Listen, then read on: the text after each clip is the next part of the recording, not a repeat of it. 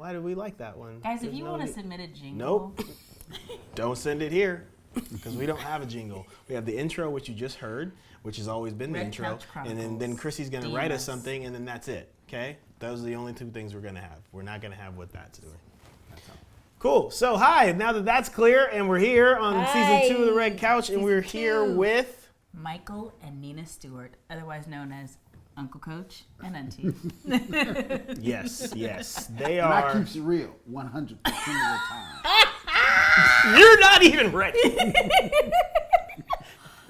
Keep it real, Coach Mike. Keep it real, Coach Mike. Listen, Coach Mike and Auntie Nina they're over our premarital and married ministry, premarital ministry at our church, and are responsible for Thousands of marriages. Ours included. Ours included. Yeah, man. They're the real deal, They're guys. the real deal, guys. We should have done a 2-part with them. Yeah. Good times. So Man. it's only fitting that we talk to them about the importance of premarital counseling, the importance of marital counseling, and just accountability in marriage. Is there a mentoring. post-marital counseling? There is. So you don't be in the post next time. Right. That's real. That's the truth. Real Yeah. boy. Yes. Yeah, man. Premarital. I found a lot of people. I was talking to someone just the other day, and they weren't even aware of premarital counseling. And I was like, she was saying a lot of people that she's in the circle with, no one is talking about premarital counseling. They weren't aware that is a thing. They're aware of counseling, and as you took that big sigh, yes, people were just. And I said to her, I said, when you go to college, like the first year, the first thing you do is you go see a counselor, and they like roadmap you through college. Yeah. Right? That's just college. You get your driver's license, like Just a there's a regular test, there's English like 101. before you get the license, there's a test. Yeah. You know, like all these things are like, but like marriage and like babies is like, Hey, it's I all like good. you. Want to get married? Have a good time. Yeah. Yeah. That's why we do what we do. They do, and they do it well. How did you get into this world? Where did that start? Oh. You are looking nice today. You guys. Okay, I'll take that question. We got into this quite interestingly in the sense that it's our second marriage. So I would say that we got into it the way other people get into it. I had premarital counseling that was minimal before my other marriage. And you had something? Minimal. It was like a 15-minute session.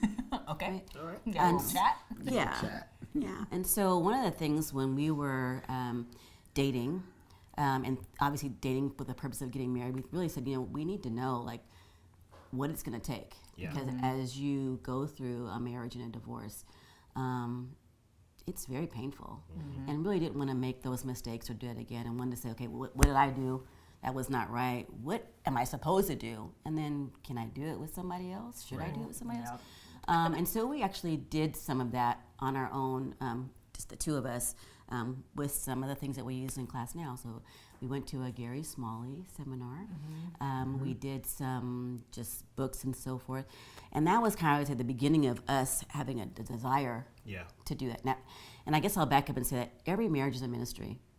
And so as we were looking at what our marriage is going to look like, one of the things we want to do was that have our children, because we had a blended family we were going to be building, to one, not have such a bad taste in their mouth about marriages, because when you watch it as a kid, you're like, oh, I'm not doing that, because that's a hot mess, right? So one, to be a great example to our children, and then to other people, because we had been through marriages that were very painful. And so lo and behold, really, I think God stirred it up in our hearts to want that. We went through like a 16 weeks? It was like, I don't know, pretty- 12, 14. something like that. It was a minute. Yeah. And so when we went through it at a church, if I can give a plug here, Faithful Central, because I know they still do it and they're our friends. So FCBC. We went through it and we just absolutely loved it. And after we were done and we got married, we were asked to come back and speak to the group. We were just so humbled, but even that was like so exciting. And we both of us had talked about it. We had prayed about it, and they actually asked us, "Hey, would you guys want to be marriage mentors?" And we're like, "Us?" And we didn't give an answer right away because we were super excited. Like, you know. And so that's kind of how it began. And then we did parts of it, started teaching it, and kind of to what you're saying, we realized that people don't. They just don't even know it's out there or that they should do it. And I think bigger than that, you figure like, oh, it'll be easy, you know? Right. Marriage is not easy. There are no parts of marriage that are easy except the part where you love each other. Right. You know, the rest of it's that work. ain't easy every day. Exactly, right? But if no one tells you that, you have all kinds of expectations 100%. that are unrealistic. And that's because what we knew was on the other side of marriage is divorce, right? The way opposite side, and what you know is what you don't want. You don't always know what you do want. I'm really glad you bring that point up, because I feel like a lot of the stances that we take in marriage and in our own personal lives are a lot from what we don't want. Yeah. To your point of not what we do want, which you can spend all this time cultivating and crafting this very immaculate viewpoint of the things you don't want, but that will still leave you incomplete. Right. And you will still be in a tough spot. Trying Now, to you figure out have what none you of the want. things you don't want. You got that's totally secure, locked down, got it. But the what that doesn't equate. Now I have all the things I do want. Right. So I'm really glad you bring that point up. And I don't know what it is that premarital counseling is not as popular or as well known or thought. I don't know what that is, but anyone who is watching, we're big fans of it.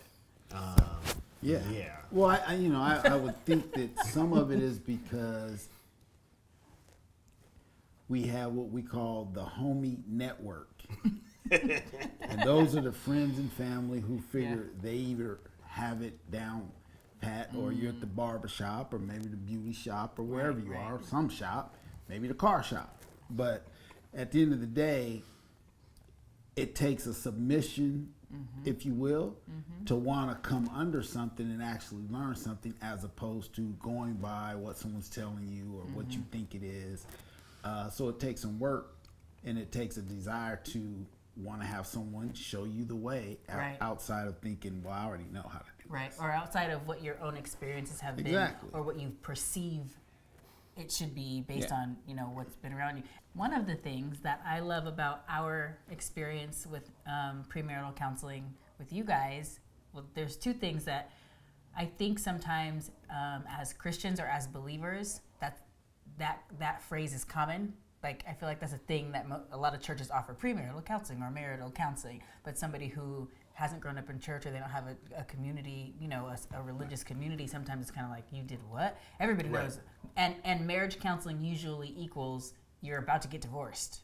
So now let's go get to marriage counseling. So one of the things that I loved is, even in the frame of reference that I had for premarital counseling, it was individualized. And what they offer and what our church does, the way that they've structured it, is it's a class, which I have to own I wasn't on board with at first. I was like, oh no, I don't want to talk about this in front of everybody. But what it fostered immediately was community. And what I love about you guys is you guys have completely mastered creating a safe space for couples to, I don't know, I could fill in the blank with a bunch of stuff. To be honest, to be real, to be open, to say, I don't know that, to say, and so the space that you create, and I don't know how you do it with 10 couples in one room, there's nothing about the space that makes me feel like if I say this, I'll be judged, or next time you see us in church, you're going to be like, well, that's the one who, you know what I'm saying? It's not like that. So the community of premarital counseling is a huge benefit. And then not only the community, but the continual mentorship once you graduate from class, right? It's like, and I mentioned that to someone the other day, and their mouth dropped. Yeah. And they were just like, what do you mean? After the class, there are people that will still, you could call, and she was like, "What do you call?" Right. And I was like, That's when the real stuff starts. That's when it And they really were just starts. like, what are you talking about? Yeah. And I'm like, man, guys, I'm not sure how you're making it out here.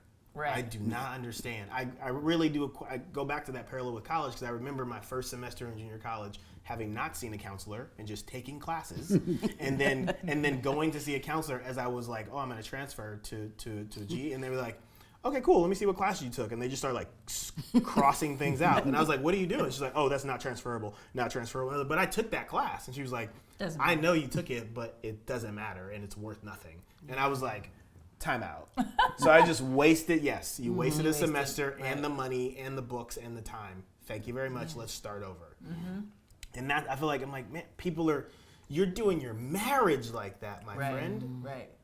You're doing your marriage like that. Right, and the absolutely to that point, and then also the way that you guys structure it, it forces you to choose to make an investment right away, because the class is not free.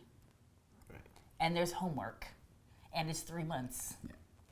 So is the structure of the class from the initial what you guys learned with, like, how did you guys cultivate it to make it your own, or like?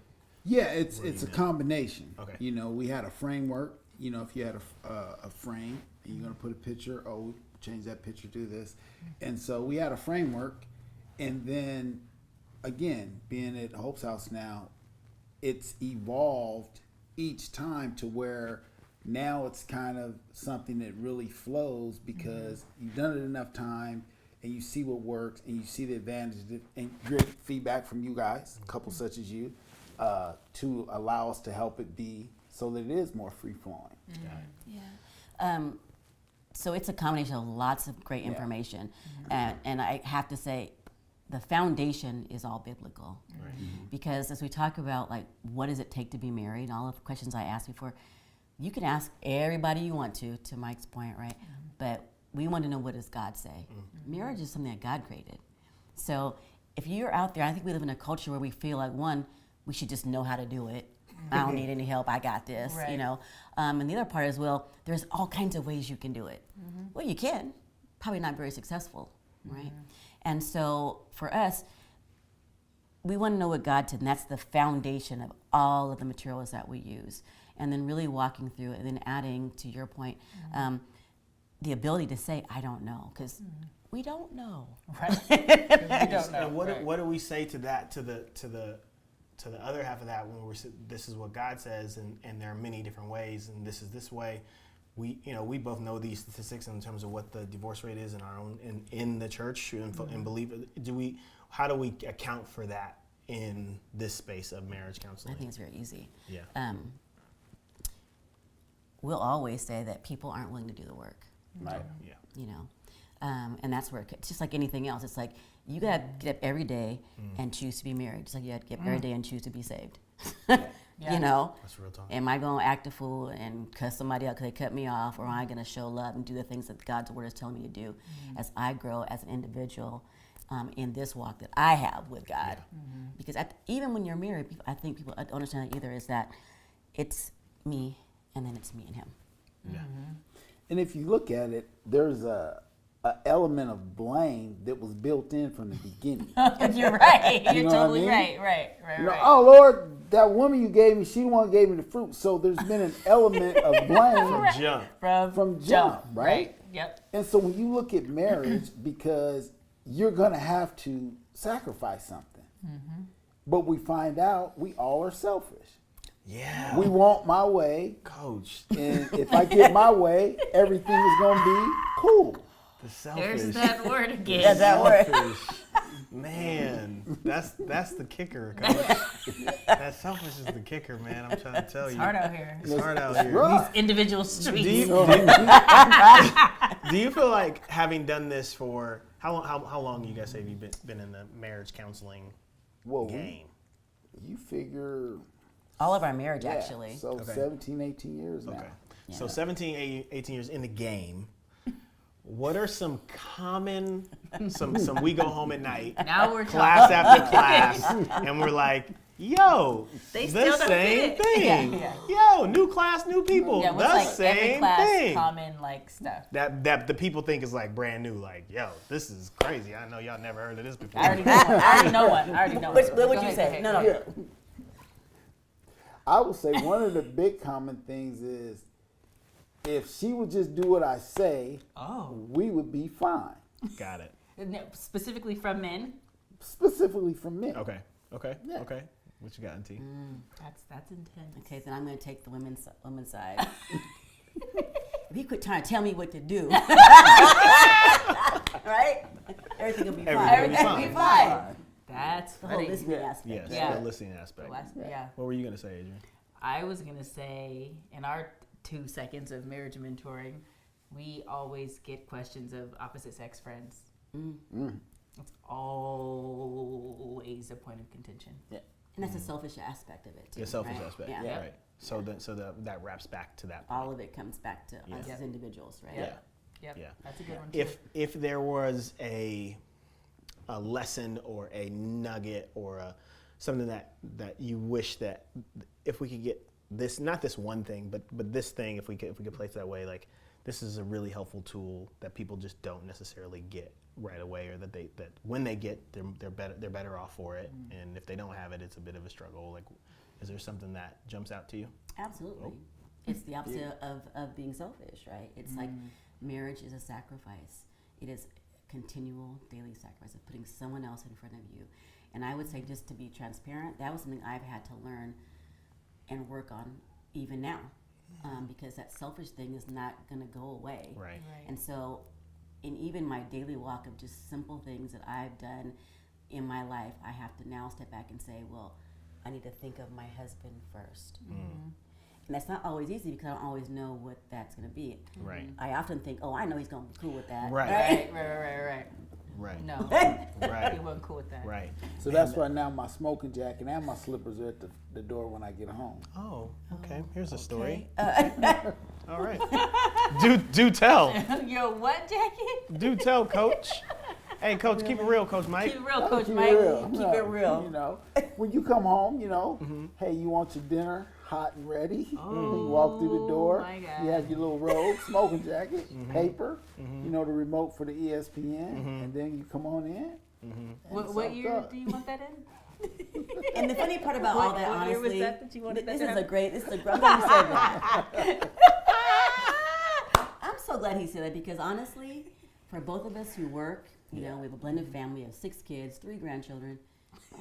Most often, And most of the time, arson. right? Yeah, that part too, yeah. He's the one who's cooking, Oh, yeah. right? He's the one who makes, as I would say, honestly, my smoking jacket is at the Oh, door, wow. right? Because I'm dragging in with my bag, and he's coming Yeah. to help me with my stuff. So here it goes to the point about not being selfish, Right. And I would say one of the things for us that continually just warms my heart about how you love me is how you serve me.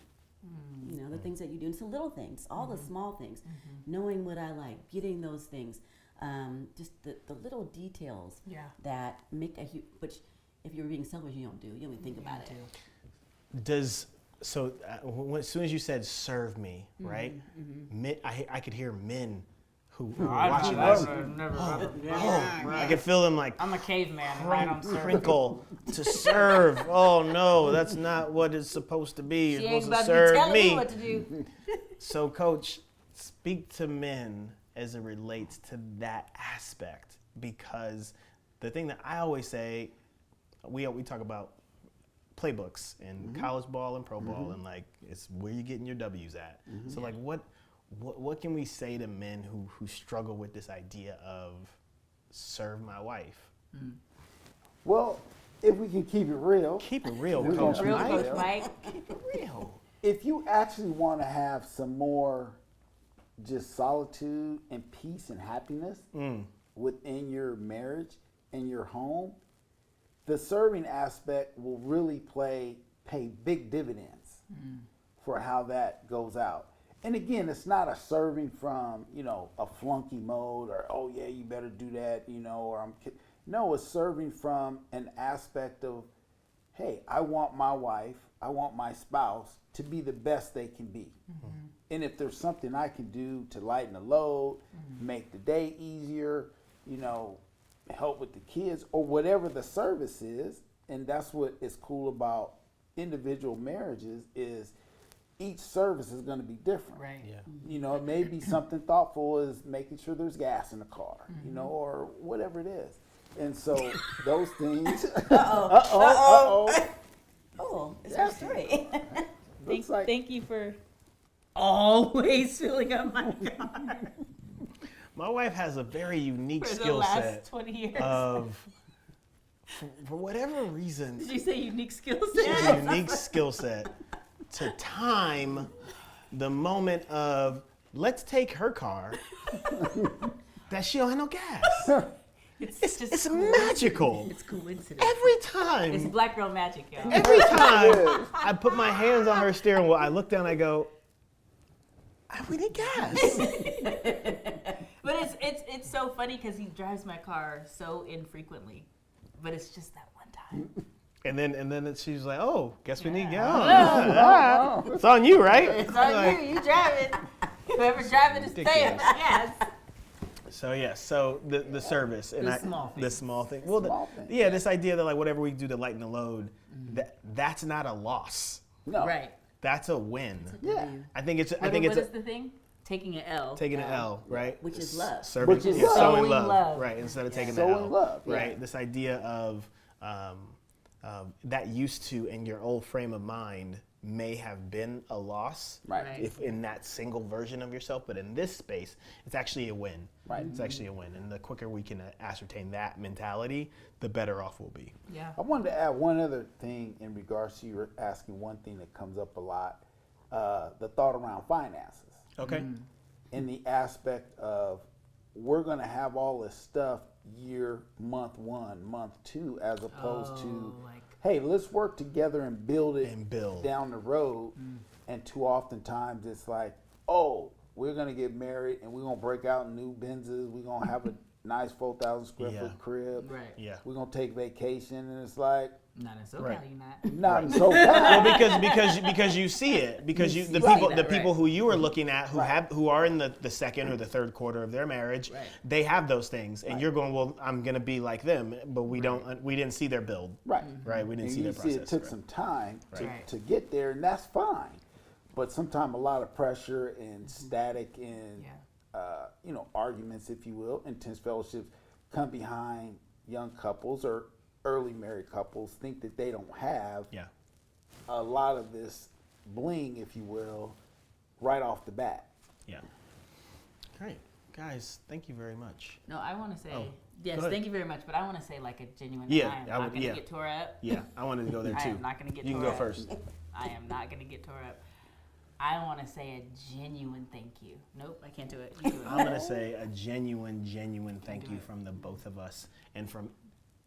It's a thank you that not just we partake in, it's a thank you that our children will partake in, and our Yeah. children's children will partake in, and every marriage that we've ever touched will partake in, because of the way that you've sown into our lives and Yeah. that you've allowed us to grow and be a part of other people's marriage processes. And we are so thankful for the way you've really poured into us. I always say, like, I was really terrified about marriage because I knew that at some point in time the shoe would drop somewhere and something would go down, and I was just terrified of, like, well, what am I gonna do when that happens? And Right. what you guys did and what this class did was gave me a manual Yeah. for when the shoe drops. Yeah. And that took all of the pressure off to then move forward, because I had a roadmap. I had not just text of, like, literal text of, like, this is Literal. what we're gonna do when we whole get into binder. this, right? Get your binder out. But a phone number I'm gonna call, people Yeah. I'm gonna FaceTime, people whose couches I'm gonna go sit on, people who's gonna Yeah, point to my, yeah. like, that all came from what you guys brought to the table, and so a very huge thank you. There is no red couch if we don't know you guys. 100% all day. That's all the day. truth. That's real talk. This is not even a thing. If our, Yeah. you know, And certainly, Nope. and certainly no jingle, which we're all. certainly no jingle. We need So, shirts, red yeah. crowd. Red yeah, couch. yeah, I got you. Yeah, Not you guys red mean crouch. so much to Yeah. us. Crouching is Yeah. Thank you something guys for different. having us. Yes. And we are honored to sit on this this particular red couch for the last time. For the last time. Yeah, new couch is New on its couch way, is on its people. way. This is Honor. it. This New is couch, it. who this? Honor. It's going. But So, we love you guys, love you and too. it really is a blessing to be able to pour into, because, and here's the thing I'll say to people as we end, in the sense of, for us to come from 2 marriages that people say failed, to then be able to have God use us in our story in the way that we do what we do, which is just God. It's only Him. It's a blessing. Yeah. And so everything that you guys do going forward, we always say, don't embarrass the family. Right. Let's like go out there and do Right, the right, thing, right. do the thing you've been taught to do, you know, and do it well and share it, because it's God's knowledge and wisdom. So continue to put that out there so people have at least a nugget or something they can hang on to, because people give up when they don't have anything. People give up way too easy. Everything that is good that comes from God takes time. You got to build. If people want to get down with Hope for Your Marriage, is there a way to contact, to connect, to reach out? Right? Yeah. You say the email address and I'll have it on the screen. Okay. It is H4YM at Hope's House. Boom. Check it out. Thank you, guys. Thank We you. love you. All marriage, all the All time. right. Thank you. Because of them.